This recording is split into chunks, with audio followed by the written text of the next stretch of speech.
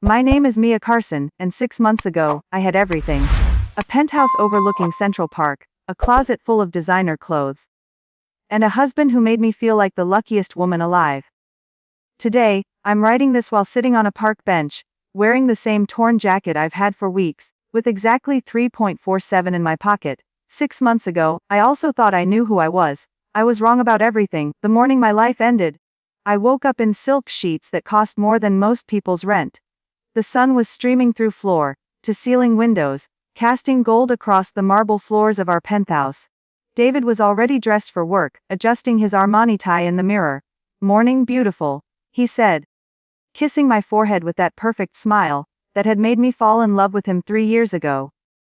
"I've got meetings all day, but I'll be home for dinner. Wear that blue dress I like." I smiled back, still half asleep, still believing that this was my forever. Still believing that the man straightening his collar was the same man who had proposed to me on a beach in Santorini, promising me the world. "I love you," I whispered. "Love you too," he said, already walking toward the door, phone pressed to his ear. "Marcus, yeah, it's me. Is everything ready for this afternoon?" The door closed behind him with a soft click, and I was alone in our beautiful, empty penthouse.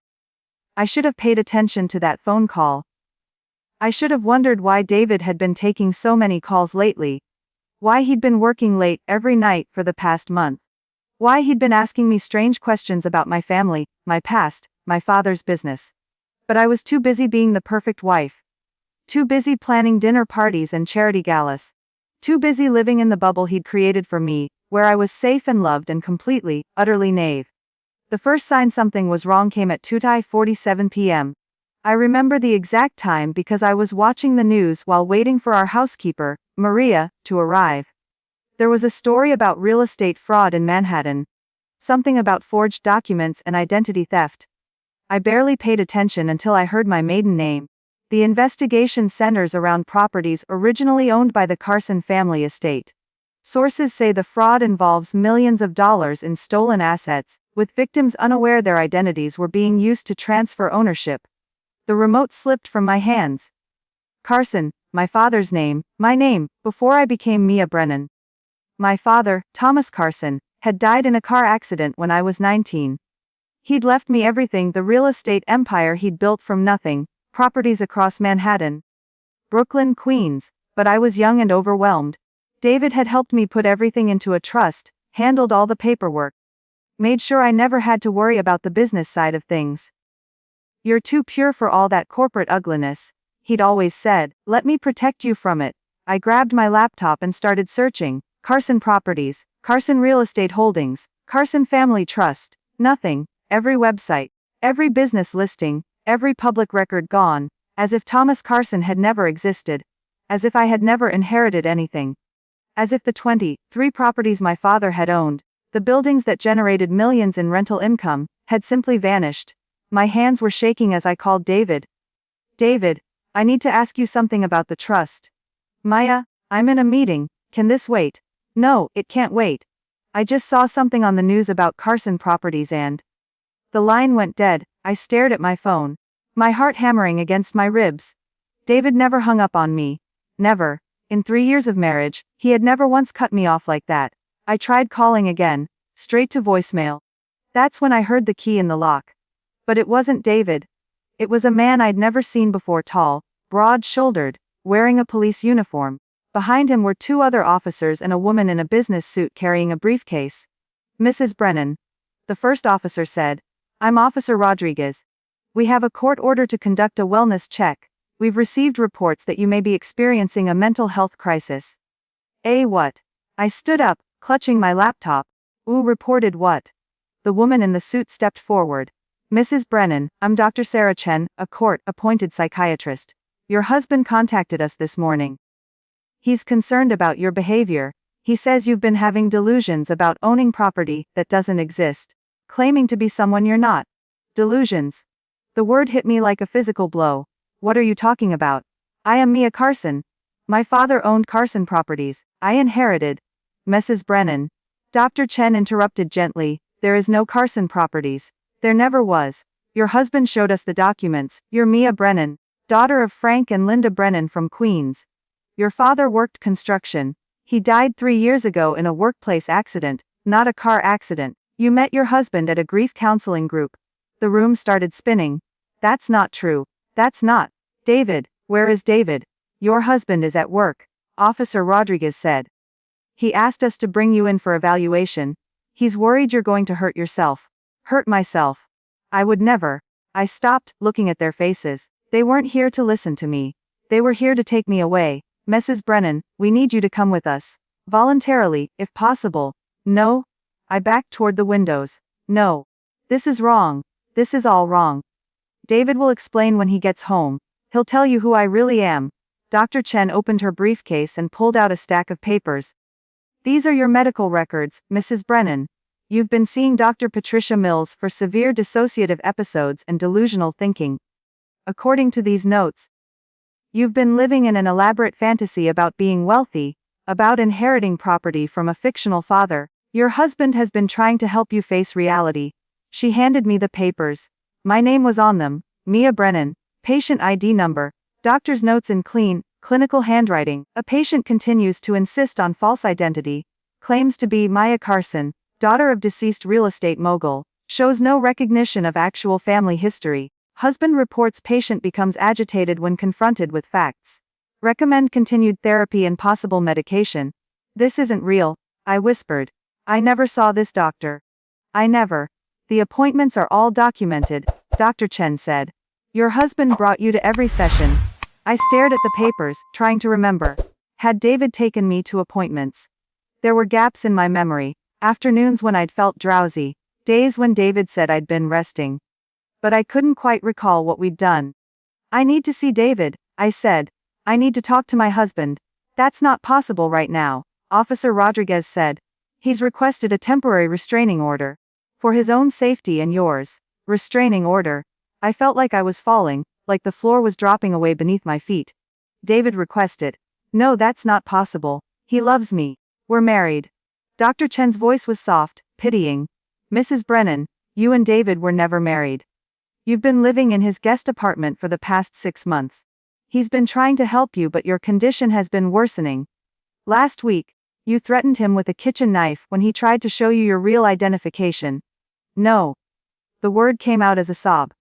No, that never happened. We have wedding photos. We have. I ran to our bedroom, threw open the dresser drawers where I kept our wedding album. Empty. I ran to the closet where my wedding dress hung in its preservation bag. Gone. In the living room, the mantelpiece where our wedding photos had been displayed was bare except for a single framed picture.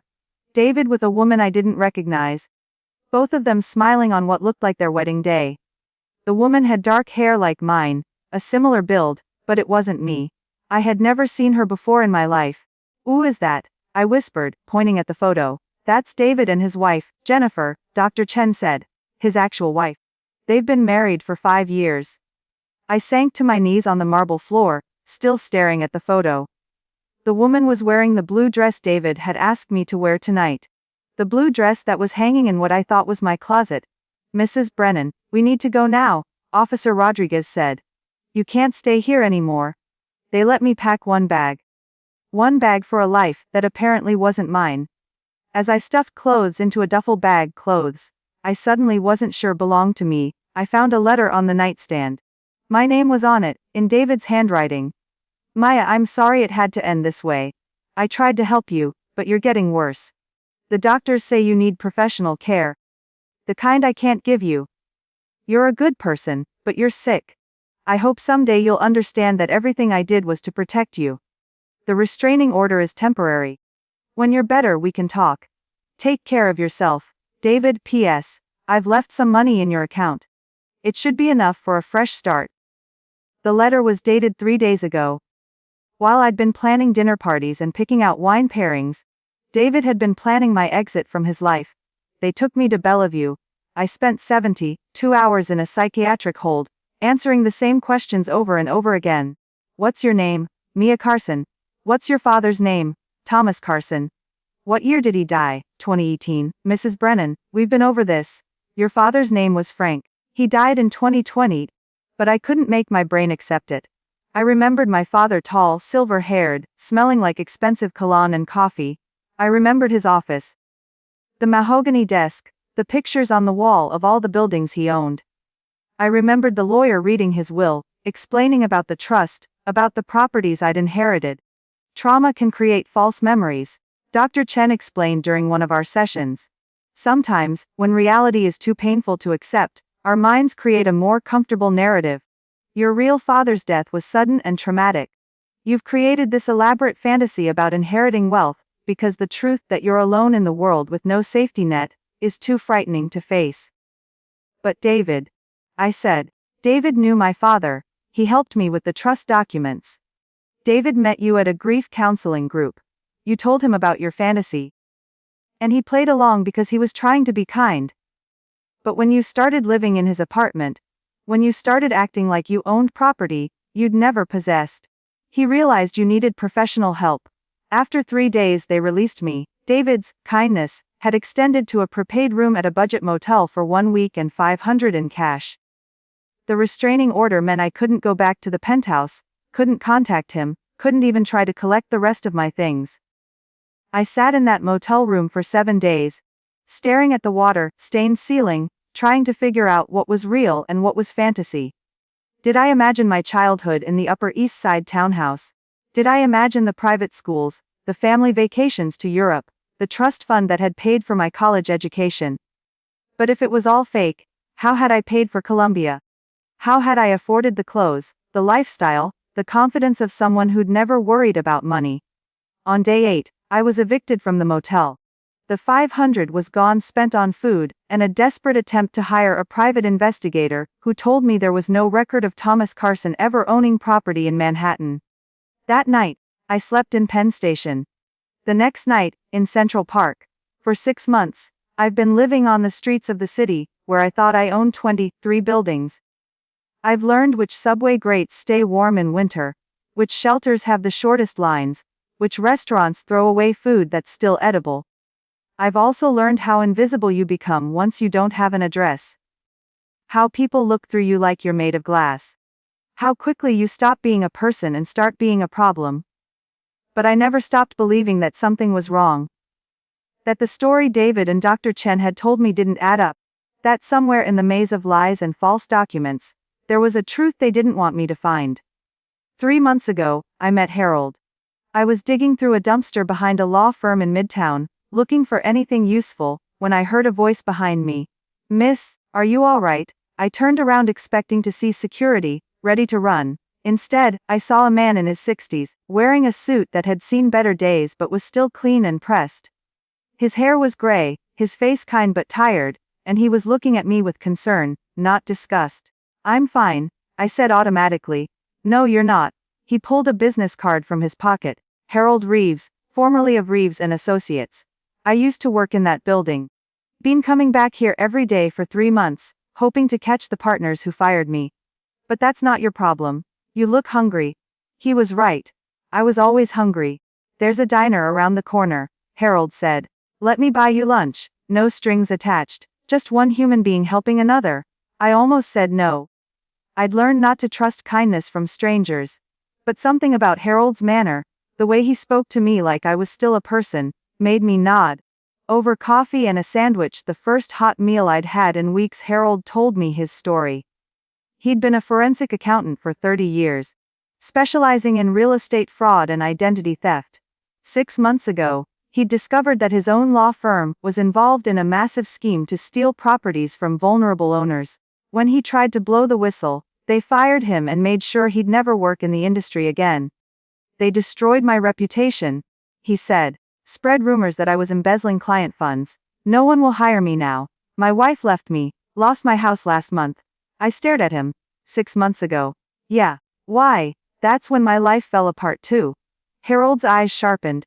He'd spent 3 decades investigating financial crimes, and even in his own downfall, his instincts were still sharp. Tell me your story. So I did. I told him about waking up to find out I wasn't who I thought I was. About David and the psychiatrist, and the medical records I didn't remember creating. About the trust that had vanished, the properties that had never existed. the father who had apparently been a construction worker instead of a real estate mogul. Harold listened without interrupting, making notes on a napkin. When I finished, he was quiet for a long time. What was your father's name again? He asked. Thomas Carson. And you said David helped you set up a trust? Yes, Carson Family Trust. But according to everyone, it never existed. Harold's face had gone very still. Mia, I need to ask you something, and I need you to think carefully. Do you remember signing any documents with David? Anything at all? Of course. The trust documents, some tax forms, insurance papers. We did it all together right after we got married. Where did you sign them? In David's office. He said it was easier than going to a lawyer. Harold closed his eyes. Oh, sweetheart, you weren't creating a trust. You were signing away property you already owned. The diner seemed to tilt around me. What do you mean? I mean Thomas Carson was real.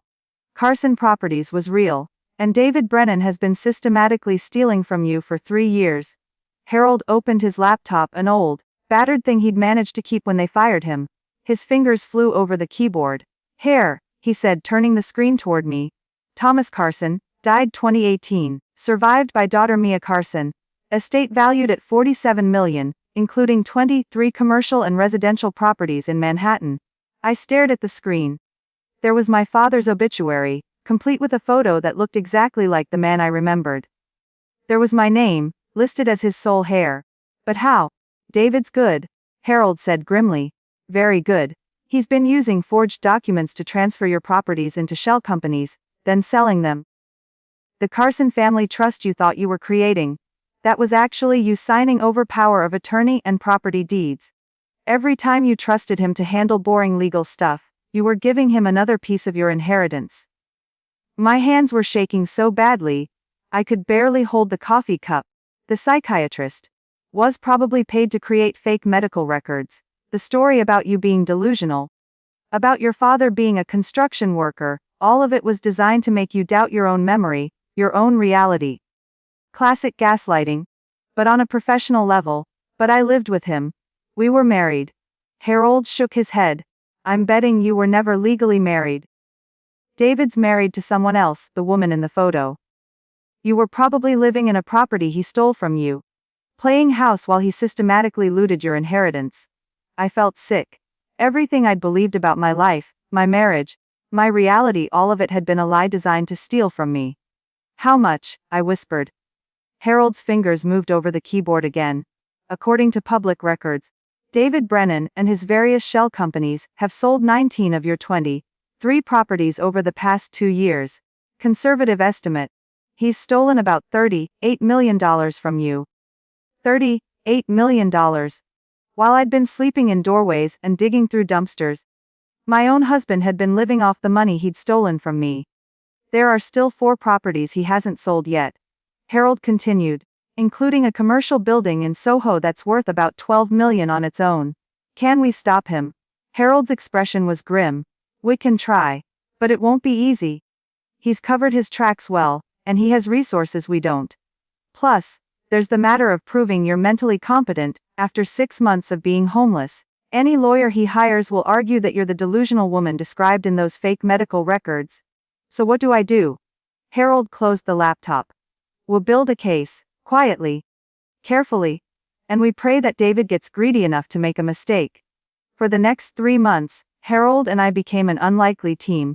He taught me how to research property records, how to trace shell companies, how to follow the paper trail David had tried so hard to hide. We spent our days in public libraries, using free internet to dig deeper into the web of lies David had spun around my life. Harold was brilliant at this work. It was what he'd done for 30 years, before his own firm betrayed him. But he was also homeless now, sleeping in shelters and living off food stamps. We were 2 people with nothing, trying to take down a man who had everything. The breakthrough came on a Tuesday morning in November. We were sitting in the New York Public Library when Harold suddenly grabbed my arm. Maya, he said, his voice urgent. Look at this. On his screen was a property listing. 127 Spring Street, Soho, a 6-story commercial building with ground floor retail and office space above. That's one of your 4 remaining properties, Harold said. And look at this. He clicked to another tab. A news article from yesterday's real estate section. Brennan Development Group announces major Soho acquisition. The article was accompanied by a photo of David, at what looked like a celebration dinner. He was raising a champagne glass, surrounded by men in expensive suits. The caption read, David Brennan celebrates the purchase of 127 Spring Street, the crown jewel of his latest development project. I stared at the photo. David looked exactly the same as he had 6 months ago, when he'd kissed me goodbye and told me he loved me. Same perfect smile, same confident posture. He didn't look like a man who'd driven his wife to homelessness. He looked like a successful businessman celebrating a victory. He's not just stealing from me anymore, I said. He's bragging about it. Harold was already pulling up more information. The closing is scheduled for tomorrow afternoon, 3 o'clock at Morrison & Associates on Park Avenue. Morrison & Associates, I repeated. Harold, that's where you used to work. He nodded grimly. And I know exactly how they handle high-profile real estate closings. Private conference room, champagne service, photos for the business journals. David's going to be there tomorrow, signing papers that make him the official owner of your building. What can we do? We still don't have proof that would hold up in court. Harold was quiet for a moment, staring at the screen. Then he smiled, the first real smile I'd seen from him in months. We don't need proof that would hold up in court, he said. We just need proof that would ruin his reputation, and I know exactly how to get it. The next day, I stood outside Morrison & Associates wearing the only clean clothes I had left, a pair of jeans, and a sweater I'd found at a donation center. Harold was beside me, wearing his old suit, the one he'd kept pressed and clean even through months of sleeping in shelters. Remember, he said, you're not going in there as Maya the homeless woman. You're going in as Mia Carson, rightful owner of that building. Don't let them make you feel small. What if they call security? They will call security. That's part of the plan. Harold had explained it to me twice, but I was still nervous. Everything depended on timing, on David's reaction, on whether the partners at Morrison & Associates would be more interested in covering up a scandal or exposing it. At 12:45, we walked into the marble lobby of Morrison & Associates. Harold approached the reception desk with the confidence of someone who'd worked there for 15 years. Harold Reeves to see James Morrison, he said. He's expecting me. The receptionist looked confused. I don't show any appointment. It's regarding the Brennan closing, David Brennan. James will want to see me. While Harold created confusion at the front desk, I took the elevator to the 17th floor. The private conference rooms were up there. And if Harold was right, David would be in conference room A, signing the papers that would make him the legal owner of my building. I found conference room A and peered through the glass doors. There he was. David sat at the head of a polished conference table, surrounded by lawyers and real estate agents. He was signing documents, smiling, accepting congratulations. A photographer from a business journal was capturing the moment for posterity. This was it. This was the moment I took my life back. I opened the door and walked in. Hello, David. The room fell silent. David's pen stopped moving. His face went white, then red. Then white again, he said, his voice barely a whisper. What are you doing here? I'm here to stop you from stealing my building. One of the lawyers, a woman in an expensive suit, stood up. Ma'am, this is a private meeting. I'm going to have to ask you to. My name is Mia Carson, I said, loud enough for everyone to hear. And the building David Brennan is about to purchase belongs to me. It was left to me by my father, Thomas Carson, and David has been forging documents to steal it. David recovered quickly. Gentlemen, I'm sorry about this. This woman she's been stalking me. She has a restraining order, and she's not supposed to be here. She's mentally ill. She believes she owns property that you stole from me. I finished. Tell them about the Carson Family Trust, David. Tell them how you convinced me to sign power of attorney documents, while pretending they were trust paperwork. Security. The lawyer was saying into her phone. Conference room A. We need someone up here immediately. But James Morrison himself was already walking through the door, with Harold right behind him. What's going on here? Morrison demanded. James, David said, standing up and extending his hand, there's been a misunderstanding. This woman, Harold interrupted, is the rightful owner of the building you're about to help David Brennan steal, and you're about to be accessories to real estate fraud. Harold placed a thick folder on the conference table. James, you remember me. Harold Reeves. I used to work for you before you fired me for discovering that this firm was facilitating property theft. Well, guess what? I've been investigating Mr. Brennan for the past 3 months, and I have evidence that he's been systematically defrauding Mia Carson of her entire inheritance. Morrison's face was carefully neutral, but I could see the calculation in his eyes. Morrison and Associates had a reputation to protect. Harold, I'm going to have to ask you to leave. This is a private business meeting. Actually, Harold said, opening the folder, this is a federal crime. And every person in this room is about to become a witness. He pulled out the first document, a copy of my father's will, clearly showing that I was his sole heir. Then the original Carson family trust documents, the ones showing the 23 properties I'd inherited. Mia Carson is the legal owner of every property that David Brennan has sold over the past 2 years, Harold announced. Including the building you're about to help him steal right now. David was backing toward the window, his face pale. This is insane. James, you know me. I've done business with this firm for years. This woman is delusional. She's been living on the streets. Look at her. I looked down at my thrift store clothes, my unwashed hair, my hands that were rough from months of sleeping rough. 6 months ago, that would have made me shrink away in shame. Not anymore. You're right, I said. Look at me. I'm homeless. I've been living on the streets for 6 months while you stole my inheritance and used it to buy champagne and expensive suits. But I'm still Mia Carson. I'm still Thomas Carson's daughter. And I'm still the legal owner of this building. Harold pulled out more documents. Bank records showing the transfers from Carson Properties accounts to shell companies controlled by David. Forged signatures on property deeds. Photos of David's wedding to his real wife, Jennifer, taken 2 years ago while he was supposedly married to me. The marriage was fake, Harold said. The medical records claiming she's mentally ill are fake. The story about her father being a construction worker is fake. Everything David Brennan told you about this woman is a lie designed to cover up the fact that he's stolen $40 million from her. The photographer was still taking pictures, but now he was focusing on the documents Harold was displaying, on David's panicked face, on my dirt-stained clothes and determined expression. This was going to be quite a story for the business journals. James Morrison was reading through the documents, his expression growing darker by the minute. Morrison and Associates might facilitate shady deals, but they didn't like being caught in the middle of federal crimes. Especially not in front of photographers. David, Morrison said finally, I think we need to postpone this closing. You can't do that, David said. The contracts are signed. The deal is done. Actually, Harold said. Pulling out one more document, the contracts are void. Because David Brennan doesn't have legal title to this property. He never did. All of his previous property sales were fraudulent transfers of stolen assets. Security had arrived, 2 men in uniforms, who looked confused about whether they should be arresting the homeless woman, or the businessman in the expensive suit. Call the FBI, Morrison told them. Financial Crimes Division. Tell them we have a potential real estate fraud situation that needs immediate investigation. David made a run for it.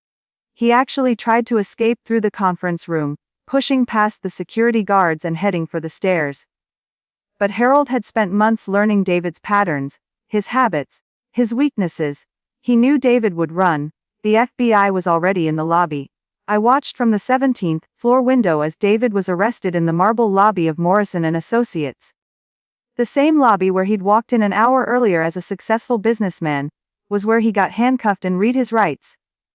The photographer got pictures of that too. The next morning, David's arrest was front page news in the business section. Real estate mogul charged with $40 million fraud. The photo they used showed him in handcuffs, his perfect hair disheveled, his confident smile replaced by panic. The FBI investigation moved quickly. With Harold's evidence and the cooperation of Morrison and Associates, who were now eager to distance themselves from David, the case against him was airtight. They found evidence of 19 fraudulent property sales, forged documents, identity theft, and conspiracy to commit fraud. The fake medical records were traced to Dr. Sarah Chen, who turned out to be David's girlfriend's sister, not a real psychiatrist. The marriage counselor, who had supposedly introduced us, was actually David's business partner. My entire relationship with David had been a con game designed to steal my inheritance. But here's the thing about con games: eventually, they collapse under their own weight. David had gotten greedy. Instead of settling for a few million and disappearing, he'd wanted everything. He'd wanted to be seen as a legitimate businessman, to be celebrated in the business journals, to be the kind of man who could steal $40 million and be congratulated for it. His pride destroyed him. The trial lasted 4 months. I testified about how David had systematically isolated me from anyone who might have helped me understand what was happening. How he'd made me doubt my own memories, my own reality, my own sanity. David's defense was that I was mentally ill, that I had created an elaborate fantasy about being wealthy, and that he had been trying to help me face reality. But Harold had found too much evidence: bank records, forged documents, testimony from people who remembered Thomas Carson and his real estate empire. Even David's real wife, Jennifer, testified that he had told her I was just a business partner, not a romantic relationship. David was sentenced to 15 years in federal prison. He was also ordered to pay full restitution, every penny he'd stolen from me, plus interest and penalties. I got my properties back, all of them, including the Soho building that was now worth $14 million. The day I walked back into the penthouse, where I'd once lived as David's wife, which turned out to be one of my own buildings, I stood in the same spot, where I'd been arrested 6 months earlier. The marble floors were the same. The floor, tip-ceiling windows still offered the same view of Central Park. But I wasn't the same person. I wasn't the naive woman who had trusted her husband to handle all the boring business stuff. I wasn't the victim who had accepted other people's version of reality over her own memories. I was Mia Carson, daughter of Thomas Carson, owner of a $43 million real estate empire, and I had Harold to thank for it. I offered Harold a job managing Carson properties. He accepted immediately. He also moved into one of my apartment buildings, and for the first time in months, neither of us was homeless. "You saved my life," I told him on his first day of work. "No," he said, "you saved mine." I'd given up. I thought David and people like him always won. "You showed me that sometimes, if you're patient and careful and refuse to give up, justice actually exists." 6 months after David's arrest, I was featured on the cover of Forbes. The homeless heiress. How one woman reclaimed her stolen fortune. The photo they used showed me standing in front of the Soho building, wearing a simple black dress, with my hair pulled back and my expression calm but determined. I looked like someone who had survived something terrible and come out stronger. Because I was. The article talked about the importance of financial literacy, about how women need to be involved in their own business affairs, about the warning signs of financial abuse. But the real lesson, the one they couldn't fit into a magazine article, was simpler: trust your own reality. When everyone around you is telling you that you're crazy, that your memories are wrong, that you don't deserve what you think you deserve, trust yourself anyway. David nearly succeeded in stealing everything from me, because I trusted him more than I trusted myself. I let him convince me that I was too delicate, too pure, too naive to understand money and business and legal documents. I let him make me small. Never again today. I'm writing this from my office on the 20th floor of the building David tried to steal. Outside my window, I can see the park where I slept on benches for 3 months. I can see the library where Harold and I researched property records on free computers. I can see the entire city where I lost everything, and then took it all back. People sometimes ask me if I'm angry about what David did to me, if I want revenge beyond what the legal system provided. The answer is no. David is in prison, broke and disgraced. His real wife divorced him, and took what little he had left. His business empire collapsed when investigators discovered it was all built on fraud. He destroyed himself more thoroughly than I ever could have. As for me, I have my properties, my fortune, and my self-respect back. I have Harold as a business partner and friend. I have a life that's real and honest and entirely mine. I don't need revenge when I have victory. The best part isn't the money or the success, or even the justice. The best part is that I know who I am now. I know what I'm capable of. I know that I can survive anything, even losing everything, and come back stronger. David thought he was stealing my inheritance. But what he actually did was give me something much more valuable than money. He gave me the knowledge that I am unbreakable. And that knowledge is worth more than all the buildings in Manhattan. Did you like this story? Tell us in the comments which city you're listening from. If you enjoyed this dramatic tale of deception and resurrection, please support us with a super thanks, so we can continue bringing you more incredible life stories like this one. Thank you so much for your support. We look forward to your comments about Maya's amazing journey. On the screen, you can see 2 new life stories that we highly recommend. There's so much more content on our channel, don't forget to subscribe. See you in the next life story, with love and respect.